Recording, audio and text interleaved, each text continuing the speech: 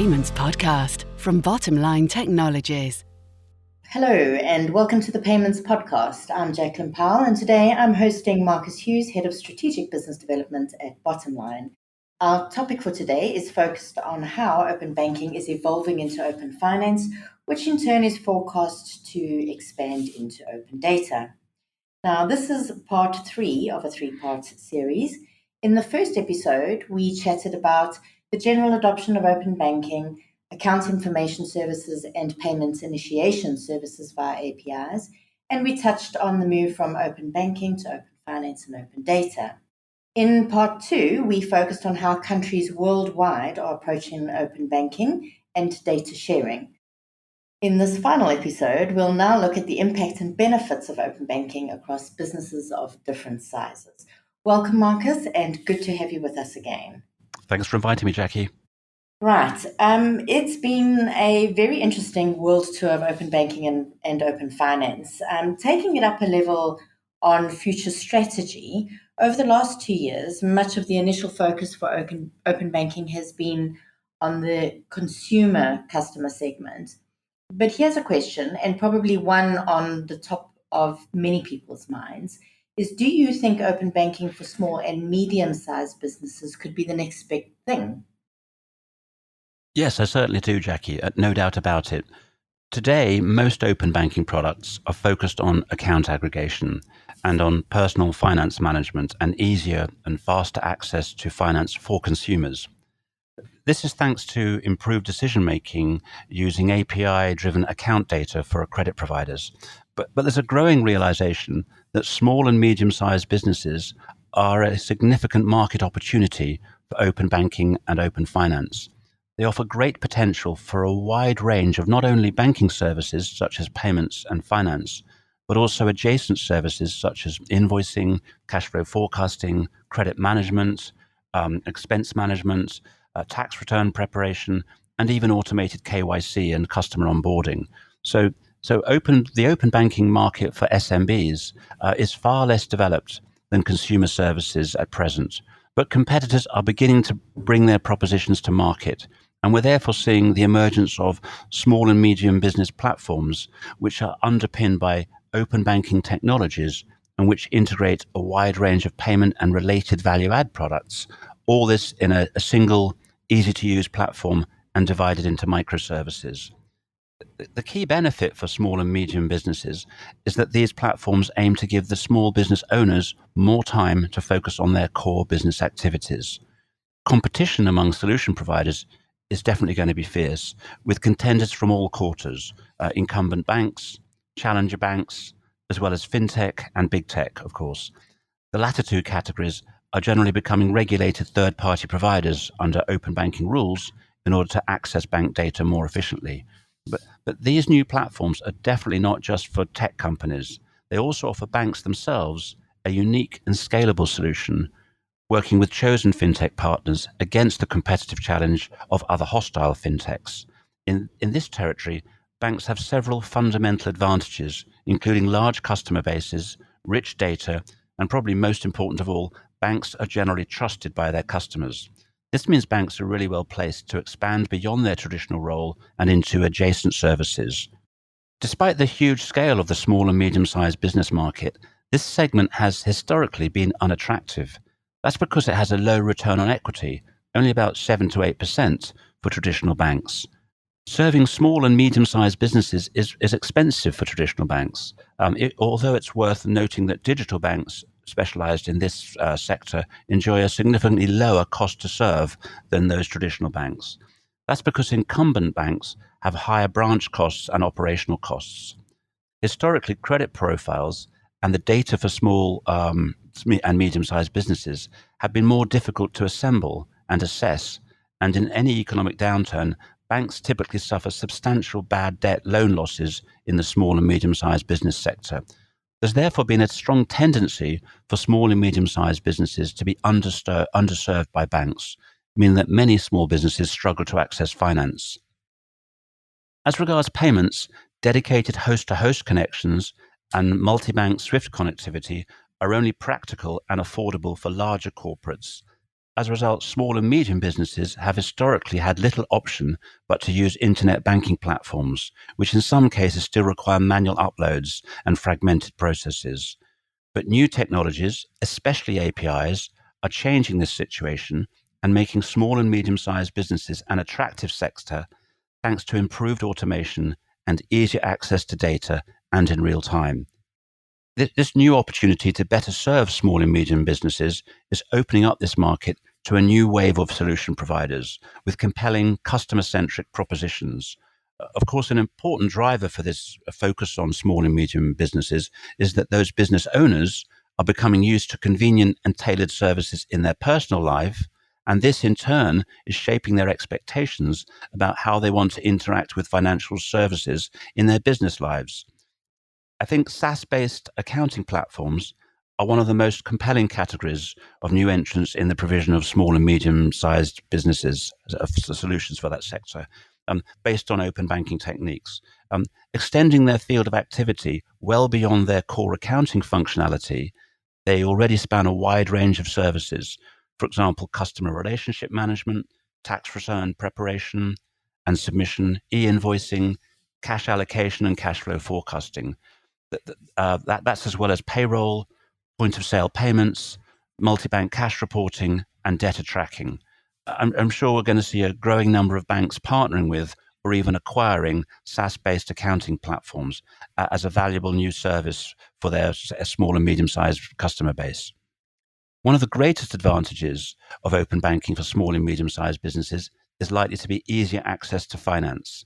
By linking financial information, such as invoicing, and bank account data, such as payments, including analysis of KPIs like days payable outstanding and days sales outstanding, a lender can build a much better picture of a business's financial health.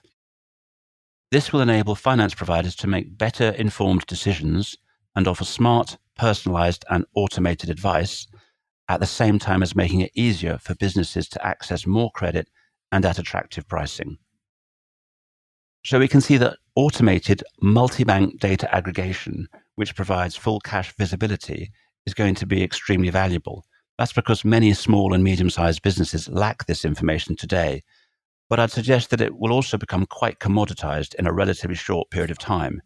It'll therefore be necessary for successful solution providers to deliver value-added services such as cash flow forecasting and data analytics. This solves at least two of small and medium-sized businesses' main worries. That's cash flow and liquidity management. Multi-bank payment initiation via a single interface should also prove relatively useful to small and medium-sized businesses, although many micro businesses are only likely to be single-banked. However, for me, many small and medium-sized businesses, whether multi-banked or not, will soon be looking for value-added services such as sweeping and pooling to avoid overdrafts and maximize their investment returns on surplus cash. In my opinion, this is actually far more useful for small businesses than multi-bank payment initiation, and it should have a wider target market. Okay, so great opportunity for SMB market. Talking about the wider market that you refer to, what do you think about large corporates as a target market for open banking? There are early signs that major transaction banks are developing new API-based solutions for large corporate customers. To date, a few of the global transaction banks have been pioneering APIs for corporates, and I think we're going to see more of these initiatives. This in turn is driving availability of APIs for corporates, which make it easier to manage multiple bank accounts. Traditionally, this is a classic use case for large corporates to become a member of SWIFT and connect with multiple banks via the SWIFT network. This well-established model is typically too costly or too complex for small or even mid-sized corporates. But there's a growing trend for corporates to offer their services via API in accordance with open banking principles. In this way, banks are beginning to dissect and componentize their corporate applications such as cash, liquidity management, foreign exchange, cash flow forecasting, and payments. This enables direct access via API connectors to the bank's back-office treasury applications from a corporate ERP or treasury management system. Through these new open banking API-enabled channels, treasurers can access all of their bank accounts and manage their payments more efficiently, It's worth noting that in order to counteract this threat, SWIFT is also starting to provide APIs which enable corporates to make real-time calls on their banks and to obtain instant treasury updates on demand. So it certainly sounds like a win for treasury teams in enterprise organizations, without doubt.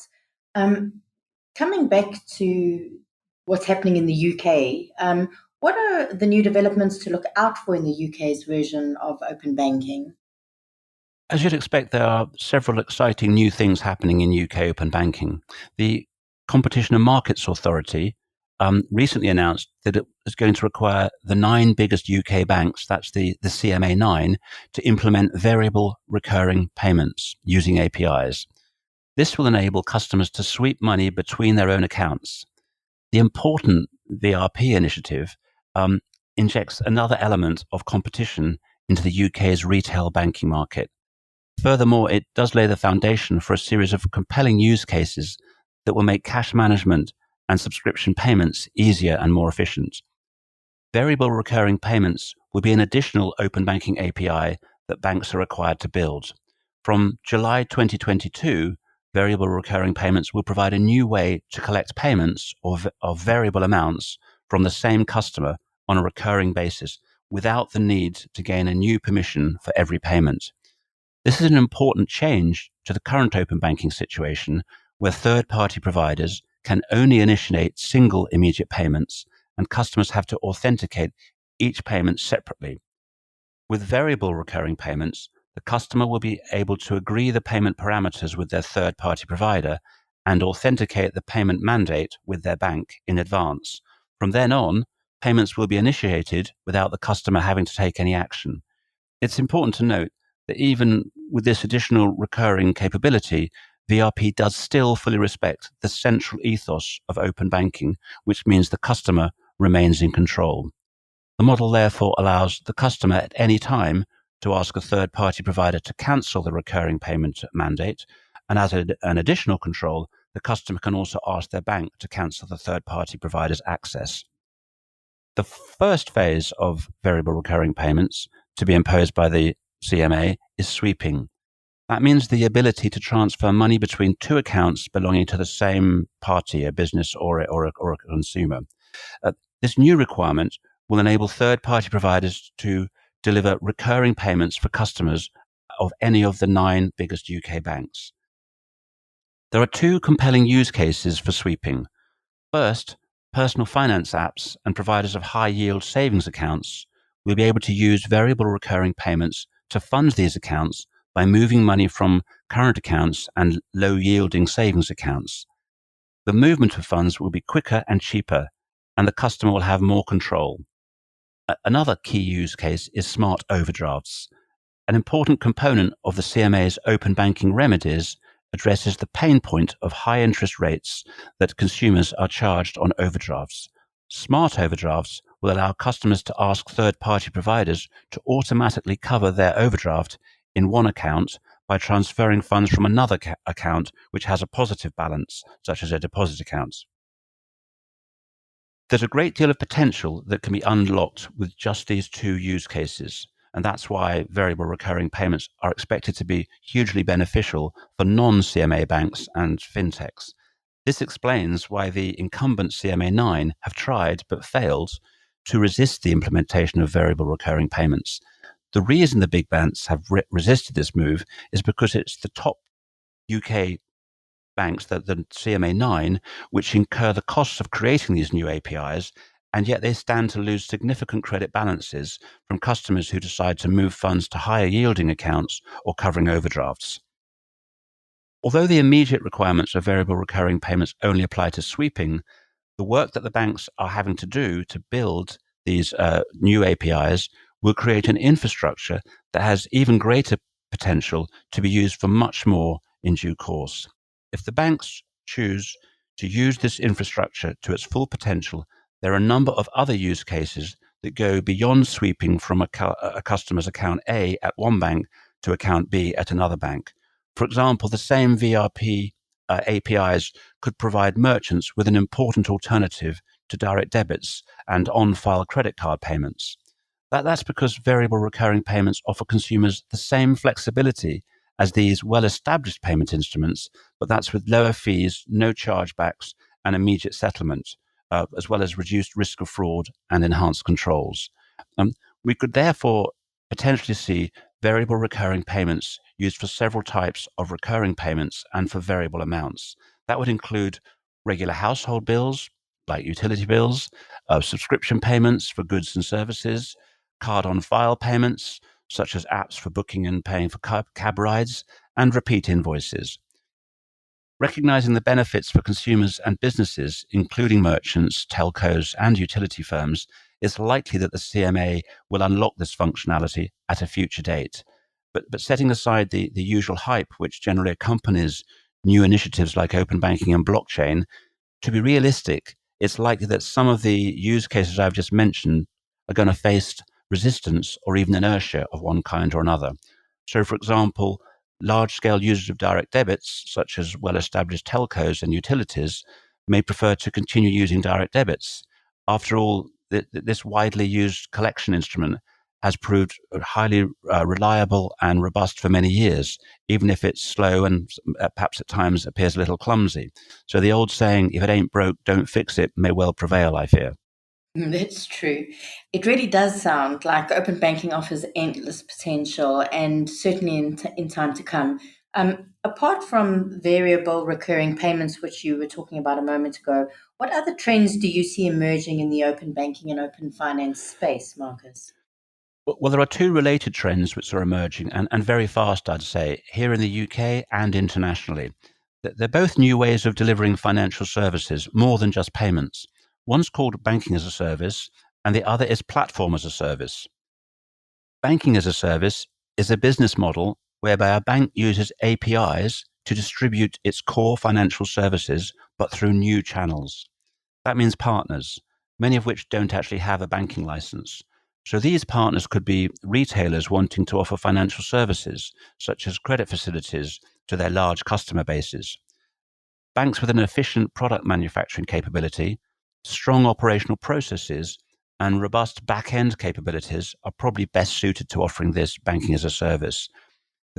These criteria would apply not only to API first challenger banks, but also to some of the large incumbent banks with huge economies of scale, of course. Another important aspect of this new business model is that banks are recognizing that they no longer need to own the end customer or to control the user experience, which under this new model would be managed by the bank's partner. Platform as a service is different. This is where a bank combines its traditional services with other new services from third-party providers. The bank then offers these new services through its own channels to its own customer base. Use cases include solutions like cloud-based accounting software for small businesses or e-invoicing in order to support improved working capital along supply chains. Banks with a large customer base and a strong digital footprint, as well as new challenger banks that want to capture market share, are well suited to this business model. In order to deliver these new open banking models, banks are having to consider their strategy and, for example, they need to plan how they can arrange their businesses differently, build new capabilities, rethink their partnership models, reevaluate their operating model, and invest in an enhanced technology architecture. Very important indeed, banks' technology stack must now include APIs and microservices, as well as authentication enablers, developer portals, consent management, data ingestion, and data analytical tools. So much of this is entirely new for traditional banks. So in many cases, they'd be well advised to seek help from their fintech partners. Thanks for that insight on things to look out for in the UK on open banking and open finance, Marcus. As we draw to the end of this podcast, do you have any concluding remarks that you'd like to share with us? Well, there are a whole range of countries that we've not really had time to mention today or in the previous podcasts on open banking. And in these countries, they're all moving forward with open banking at a different speed, each one with a slightly different characteristics. These are countries like Canada, Japan, Saudi Arabia, and Taiwan. They've all got their own flavors of open banking or open finance and spanning a wide range of financial services and beyond to eventually create an open data ecosystem. So I'd suggest that the term open banking is becoming so widely used that we should perhaps give some serious thought to dropping the term, since what we are developing is actually a new way of delivering financial services. And this is achieved by accessing and manipulating data in a real-time and secure manner. With what all these initiatives have in common is a recognition that personal data belongs to the customer and should be readily transferable to other parties that are selected by that customer in order to access innovative new services, whether they be financial or otherwise, which can solve customer pain points more easily and more efficiently. Finally, looking ahead, we can certainly expect to see increased use of APIs as well as banking as a service, and as well as more partnerships between banks and fintechs. All of these are aimed at driving improved customer experiences while making our lives easier and more comfortable. Thank you so much, Marcus. All the information that you shared with us over the last 3 episodes has been hugely insightful. So thank you. My pleasure. Thanks for inviting me. So today, this chat concludes the 3rd episode of a 3-part series on open banking. The other 2 episodes are available on our channel in case you missed them. And for now, that's all we have time for today. And we'll be back soon with more insights on the changing payments landscape. Thank you and goodbye.